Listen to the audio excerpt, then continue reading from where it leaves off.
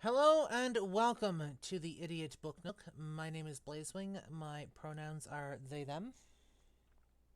I am the reading dragon, and my pronouns are she, her. I'm Lady Punnett. My pronouns are primarily she, her, sometimes they, them. Today is a she, they kind of day. And I'm Crittershy. My pronouns are she, her, they, them, and today's her day. We're talking about the final chapter of The Thief from the Queen's Thief series by Megan Whalen Turner today. But before we get into that, if you'd like to check us out on social media, you can do so at lanktr.ee/idiotbooknook. You'll be able to find links to our podcast, to our YouTube, to all of our individual socials. And as of a week or so ago, you'll be able to. We do have an actual Instagram page up that I've been putting our clips up on, so you guys can more easily share them. Not quite sure what else I'm going to be doing with that just yet, but it is there on Instagram. All you have to do is search the Idiot Book Nook, and you will find us. I'm aiming for one clip per day, give or take. Uploads around noon, like 12 p.m. Mountain Time. So I guess keep an eye open for that. You guys can share them to your stories, send them to whoever, all of that jazz. Before we, words. With all of that out of the way, how are we feeling about chapter 12? That motherfucker. Which one? All Yes. of them. Yes. I just Except for Sophos. yeah, Sophos obviously is bean. Sophos is still a bean. He's still very, very much a cinnamon roll. He's just a royal cinnamon roll, apparently. And I can also understand then why, like, despite the apparent dislike that his own father has for him, that he's still like so well taken care of. You know. So that tracks. And I guess it kind of makes sense that Paul sort of had a good idea of who he was all along. And maybe that explains some of like the extra care that Paul took with him. Maybe. Aside from the fact that he was just a nice guy. No need to start a war against another nation. Yeah. Especially when you have your own goddamn job to do. Mm-hmm. So yeah, no, so much. And like I gotta like I'm not sure if I like or dislike that like some of these were pretty big things that the author didn't hint at, despite because if it had been in anybody else's POV, I wouldn't bat an eye. But I think because it was so like this whole thing was from Eugenides' perspective, and I'm not gonna say that I'm sour about it. You know, like well played, but on the other hand, You wish there was more like foreshadowing hints. yeah, I think it's because those first few chapters dragged on so fucking much, and he was in his own head so fucking much during those first few chapters that he didn't really think about that at all. I can see it both ways, but maybe if the first few chapters maybe had more going on in them, I wouldn't feel this way about it. Does anybody get what I mean? Yeah. I get it. I'm wondering if maybe there was hints of foreshadowing throughout the book and we we just missed just it. like didn't pick it up. Like I think I distinctly remember commenting on how it was odd how someone wasn't used to riding horseback because that would be a common thing back then. Like you had to know at least your basic way around the horse. But Eugenides was very much like, nope, I don't do horses. They don't like me. I don't like them. And But that's also like a I genuine character flaw that somebody might have. that's a genuine character flaw. And I was thinking, okay, so maybe it kind of makes sense that like Eugenides wasn't around horses because if his mother was a uh maid, as it said, then he wouldn't have had that opportunity. But then I remember thinking how like, but he knows how to read, which if we go with the whole like, oh, peasantry of Greek things, typically peasants didn't know how to read or how to do like math. That was often a royal skill or like a nobility one. So I think there were like subtle hints, but they were like a blink and you miss it type of thing. Yeah, Megan Whalen Turner did a lot of that in this book. And I hadn't read all of second book yet, but I'm fairly certain there's a few of that in there too.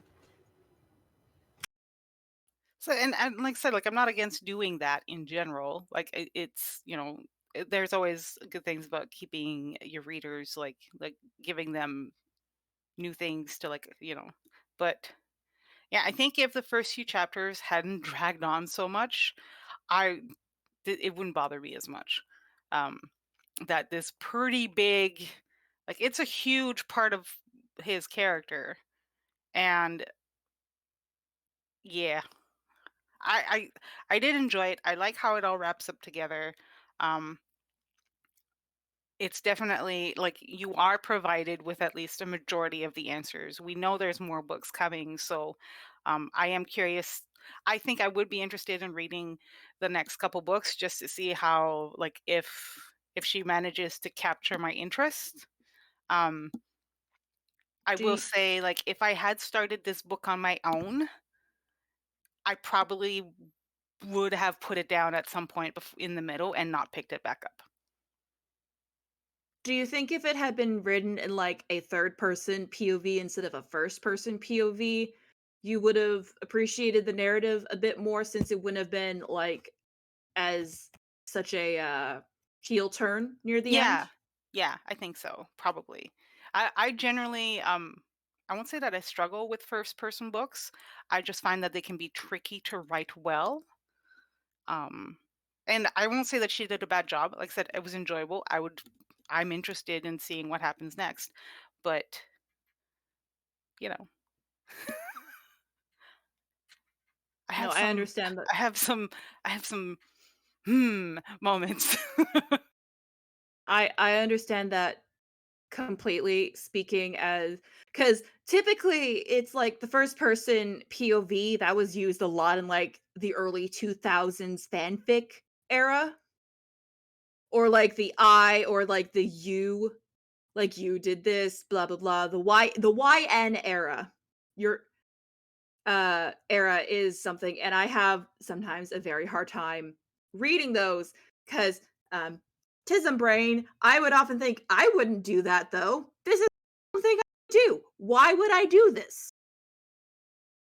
Yeah, This book though I did like because there were hints of things. Like I kept thinking there's something odd about this, or so on and so forth. I am amazed that he managed to hide that rock in his hair though when he like got kidnapped by the freaking guards. Like, you mean to tell me they didn't search his body well enough to find the friggin' rock?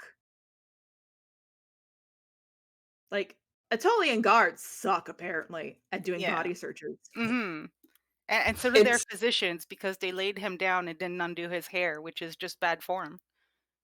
You check for head injuries. Jeez. You also have to remember that Atolia is fairly well isolated. Yeah. They got a giant fuck you river separating them and Edis. Yeah. There's definitely... Well, I guess we could put it under, like it's part of the gods being like, you're going to miss that. You're going to miss that, and you're not going to hear him either. Yeah, that too. Ha. So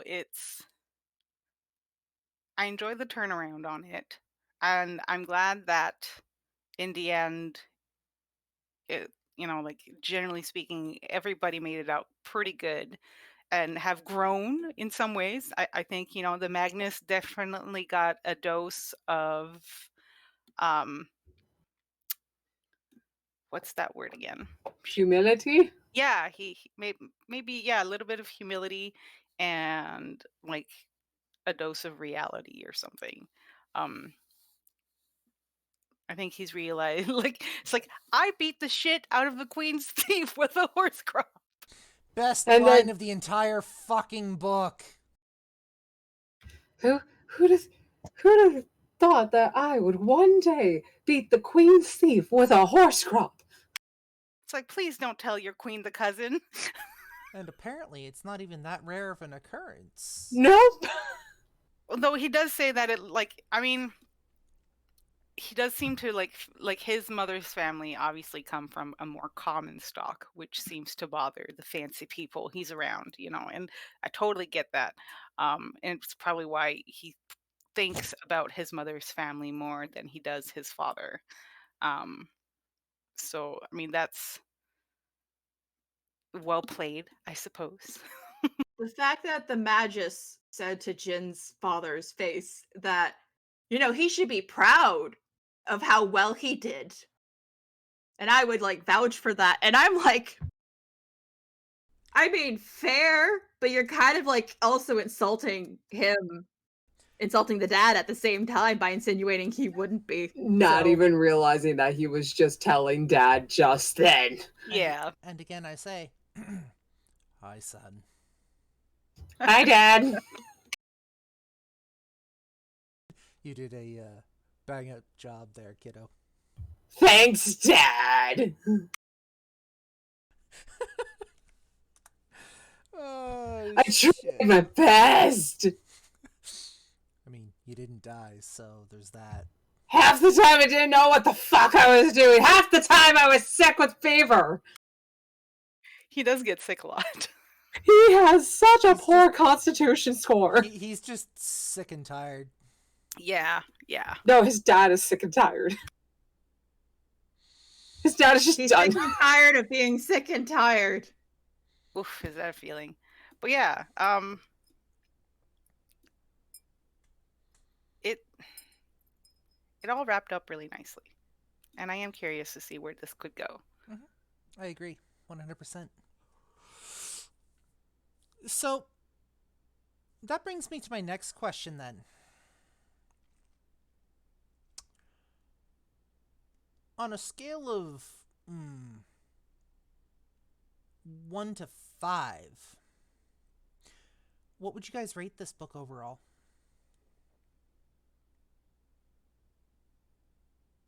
I would give it a 3. I agree. Why? Well, it was slow going in the beginning.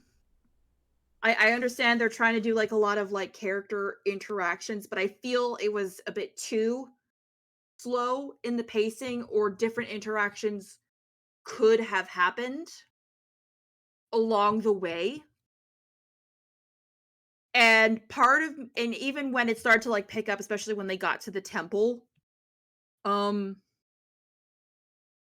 think it was similar to with when we read The Philosopher's Stone, how it was a lot of it was narrative speaking, and I usually like it when there's more character interaction, so we can Agreed. see a good example of show don't tell. Critter? Yeah, sorry, my feet's being attacked. Very similar reasons for sure. I feel like in some ways, there were parts where there was maybe some missed opportunities. And then it also feels like this could be one of those scenarios where this book, probably in its first form, was probably much bigger and more complicated, and then some asshat of an editor went, that's too brainy, that takes too long, take that out, take that out. It would make sense considering that this book originally came out in 1996. Yeah. So I think, it feels almost incomplete in some ways. And I know, and not in the sense that it's part of a bigger series, So either it was like this from the get-go and the author just didn't quite have their own direction yet, or it got hacked and slashed to be more people friendly, which I absolutely loathe. 1996 in New York, New York. Dragon. So it's quite the possibility that the latter may have very well happened. Dragon, what would you rate this book? Between a 3 out of 5, a 3.5 and a 4, partially because this was a book that I personally grew up with, and also with a lot of the writing and the pacing. especially in the beginning, how slow-paced it was with its world building and interactions. This being said, though, being that it is written in the first-person perspective of Eugenides, it would make sense him being in his head as much as he has been, considering how long he'd been in the king's prison. You kind of go crazy in isolation. And then there are like the little like Easter eggs that you find when you're reading them if you are careful in reading them, but then like when you go to read it again, what you've missed. I like how she does that. I'm gonna give it a solid 3.5. I agree that it was extremely slow paced. I agree that it feels like it doesn't have its voice just yet.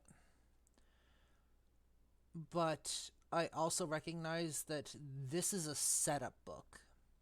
The author went into this series knowing there was going to be more books in this series. It wasn't just a one and done. He was planning to write a series. She was planning to write a series. I think that there's a lot of potential, and I'm curious to see where things go. And I think it's a solid start, at least for lore setup and world building and kind of getting people used to things, while also telling a small side tale of, dude, we're going to steal a stone from the gods. This was, if I had to describe this book in one word, the word I would use would be exposition. This is an exposition book. In my copy of the Thief, I do have a couple of sneak peek pages at the Queen of Atolia, which is the second book in the series. If you guys want me to read that aloud. I'm wondering if we should leave that. I don't know. As like I said, surprise. As a surprise. I am. I do have other things to. I don't know. What we do you are guys on think? time crunch today. I think we can leave it a mystery. Agreed. Since we don't know exactly when if we're going to be picking this up either individually or on stream again. Correct. So. Does anybody else have anything else to add? Think of anything off the top of my head. I loved watching you guys experience the story for the first time. I get to live vicariously through you guys a first time experience. Yay. Well, I guess on that note, I'm going to wrap things up here. For the moment, we are planning to do the Vampire Jack Townsend's The Price of Fame next week. We're probably going to spin the wheel during our early morning discussions, so stay tuned for that, because I haven't heard back from him just yet. The book did just come out, yesterday, and I don't want to, step on his toes or anything, so I'm going to send him off another message and see if he's okay with that. So be prepared for us to spin the wheel next week, if you're here for that part of our discussion. Which means we don't actually have a title to bring you at the end of this book. You guys will find out next episode. It'll be a surprise. Absolutely. Dun, dun, dun. On that note, I want to thank you very much for joining us for this episode of the Idiot Book Nook. It has been our pleasure to bring The Thief from the Queen's Thief series by Megan Whalen Turner to you. If you'd like to follow us on social media, you can do so at lanktr.ee/idiotbooknook. You'll be able to find links to our podcast, to the YouTube, to the Twitch, to all of our individual socials, and we now have an Instagram feed with all of our clips, which are slowly being released over the next little while. And I guess for this episode of the Idiot Book Nook, I'm Blazewing. I am the Reading Dragon. I'm Lady Punnet. And I'm Kiddushai. And we'll see you guys next episode. Bye. Bye. Bye.